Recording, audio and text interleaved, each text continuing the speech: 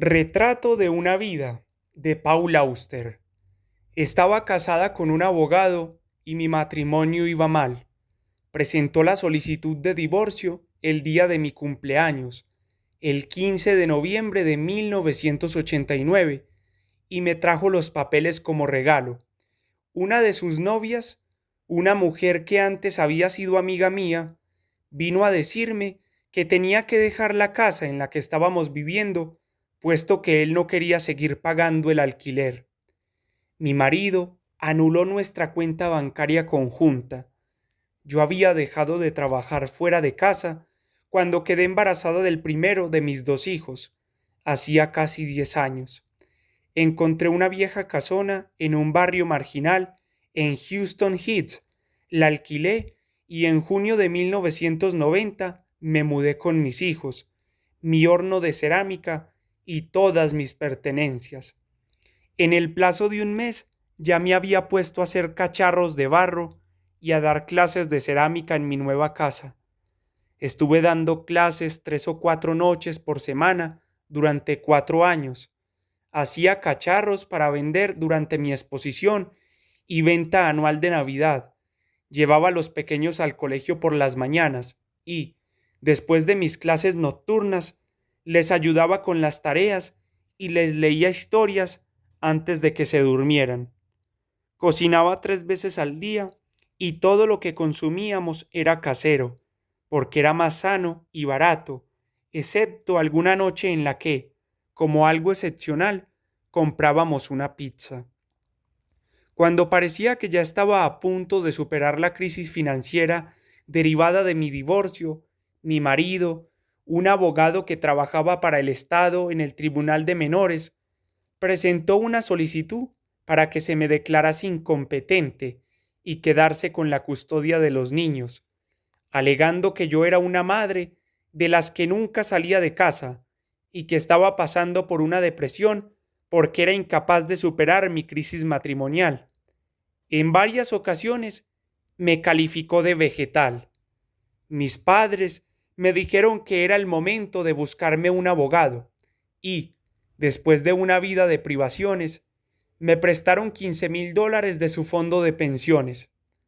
Aquella suma no alcanzaba para pagar un abogado, pero sirvió para atraparlo. Una abogada muy amable y entregada, que no quiso dejar el caso cuando se acabó el dinero, logró que me otorgasen la custodia de los niños temporalmente durante los 6 años que el caso estuvo en los tribunales. Solo eso ya costaba unos $15,000.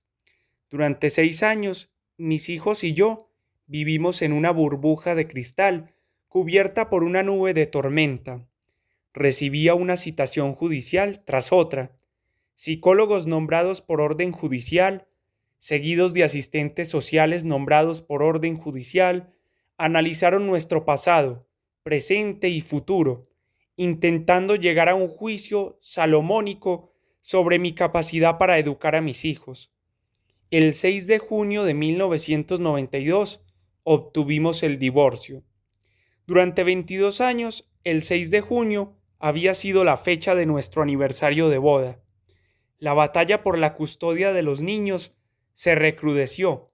Unos años antes, durante la visita en que me habían otorgado su custodia temporal, se me había advertido que no podía abandonar la ciudad con los niños, alegando que estar cerca de su padre era más importante para ellos que su propia seguridad personal.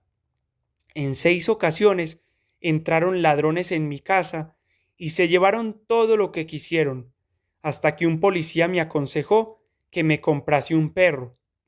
Empezó a ser algo frecuente oír disparos durante la noche en el parque frente a casa, y comencé a temer por nuestras vidas. Muchas noches me quedaba despierta, sentada junto a la cama de los niños, por miedo a que les pudiese pasar algo. Con la venta de mis cerámicas en la Navidad de 1993, conseguí el dinero que necesitaba para trasladarme a vivir a la pequeña ciudad donde yo había nacido y crecido, donde todavía vivían mis padres y donde podía criar a mis hijos sin problemas de seguridad, a 300 kilómetros de Houston y de su padre. Durante esas Navidades no comenté nada a nadie sobre mis planes.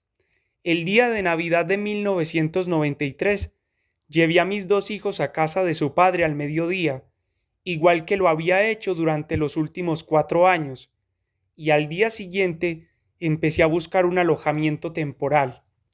El 1 de enero fui a Houston a recoger a los niños a la casa de su padre, feliz de que me los devolviese, y no bajamos del coche hasta llegar a casa de sus abuelos. El 2 de enero alquilé la primera de las 2 furgonetas que necesitaba para hacer la mudanza y comencé a sacar mis cosas de Houston con la ayuda de mi mejor amiga y de su marido, en una carrera contrarreloj ante la posibilidad de que me llegase una orden que me obligara a quedarme en la ciudad. Cuando ya había descargado la segunda furgoneta en mi casa nueva, le comuniqué la noticia al padre de los niños. En el plazo de unos días, ya había puesto una demanda en Houston para obligarme a regresar. Hasta hoy no comprendo cómo no me arrestaron. Otra vez tuve que acudir al juzgado todas las semanas.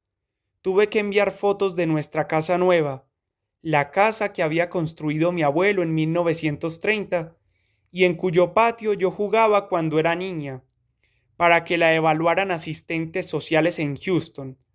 Se investigó el nuevo colegio de los niños, el mismo en el que yo me había graduado en 1965, para comprobar su idoneidad y calidad educativa. Los niños y yo tuvimos que enfrentarnos otra vez a los psicólogos. Los chicos estaban tristes porque se habían separado de sus viejos amigos y de su padre. Yo intentaba poner otra vez en marcha mi negocio de la cerámica y hacía suplencias en los colegios. Tenía que cuidar a mi hermana, que estaba enferma, y a sus hijos pequeños, además de ayudar a mis padres, que ya comenzaban a tener problemas para arreglárselas solos. Nadie, ni siquiera mi emprendedora ni la abogada, creía que pudiésemos ganar el caso.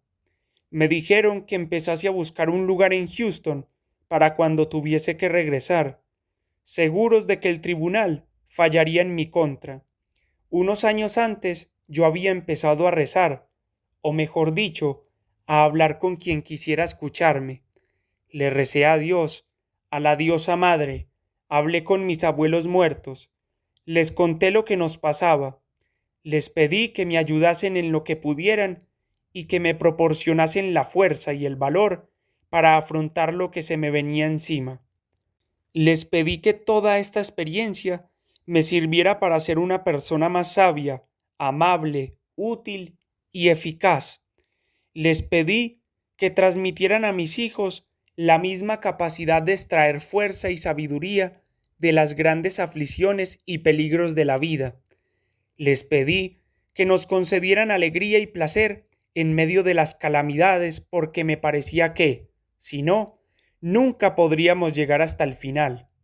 Se fijó la fecha del juicio y se nombró a los miembros del jurado.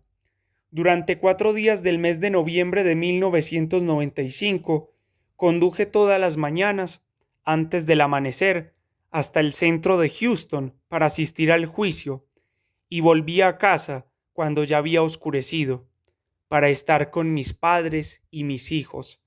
Las cosas parecían empeorar con el paso de los días. Al 4.er día, mi madre se levantó temprano y viajó a Houston para testificar en mi favor. Ese día también prestaba declaración mi mejor amiga.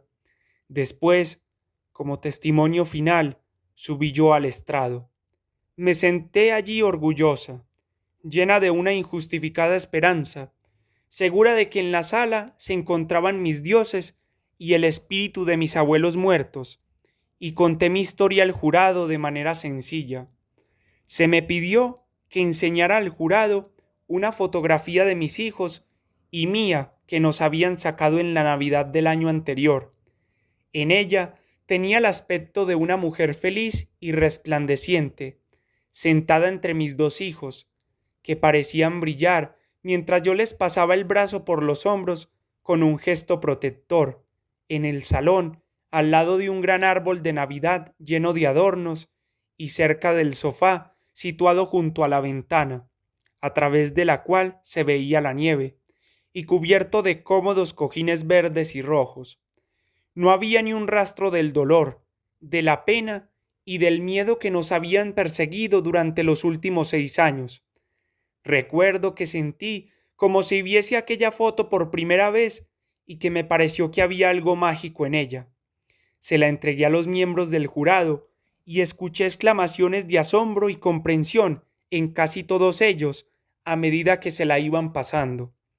El jurado se retiró para deliberar y unos minutos después enviaron una nota al juez para preguntar si podían concederme una pensión superior a la que yo solicitaba, puesto que la consideraban insuficiente.